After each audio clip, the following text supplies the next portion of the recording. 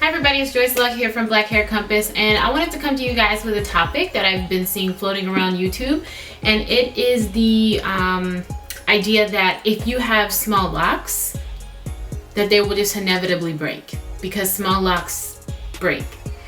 I guess I'm just gonna dive right in. I totally think that that's wrong. I think it's totally false, and I mean, even if we want to take a look at like some of the smallest locks that you can have, at least that we see currently, are with Sisterlocks. Like, you can get Sisterlocks as small so that you have 400 locks, 500 locks, 600, 700, 800, 1,000 locks. Like, those are some of the smallest locks that you can get. And we see, all you have to do is do a quick YouTube or Instagram search, and there are tons of people everywhere who have successfully grown out their tiny Sisterlocks. I mean, well beyond their butt, successfully. So I think with that alone, I think it's safe to say that the size of your locks does not determine whether your locks are gonna break or not. Like, the size and whether they will break are independent variables. They're not related. Now, with that being said, I can understand where that thought process comes from.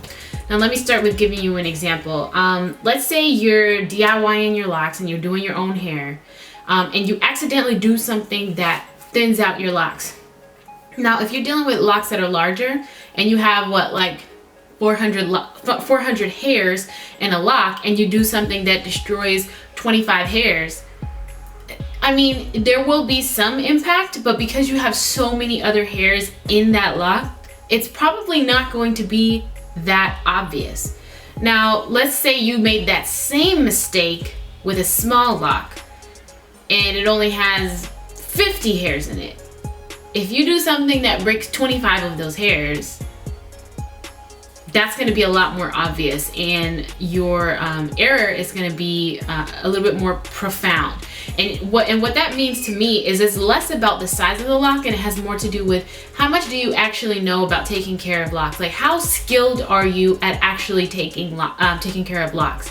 Because if you're someone who knows a lot about lock hair care and how to take care of locks, you will be able to very easily sidestep and avoid some of the common pitfalls. Now, if you're someone who is just now, if you are learning to take care of locks while you are cultivating your locks, you are likely going to make mistakes along the way. And if you have small locks, those mistakes are going to cost you a lot more, because there is less room for error with small locks.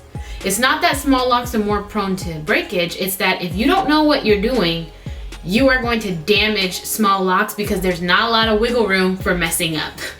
So I guess I hope that makes sense. It's not so much about the size, it's about your level of skill. So with that being said, like, if you're someone who is looking to start DIY locks and you want to do it yourself and this is your first time, it would probably make more sense for you to choose like a medium to large lock, just so that you have a little bit more room for error along the journey, because everyone's bound to make mistakes. But if you already know what you're doing, you could probably and very successfully maintain a mane full of really small locks and not experience breakage if you know what you're doing. But either way, I just want to know what you guys think, because that's my 2 cents. I don't think that the size of your lock indicates whether or not your lock is going to break. I think your skill set and level of skill dictates whether your lock is going to break.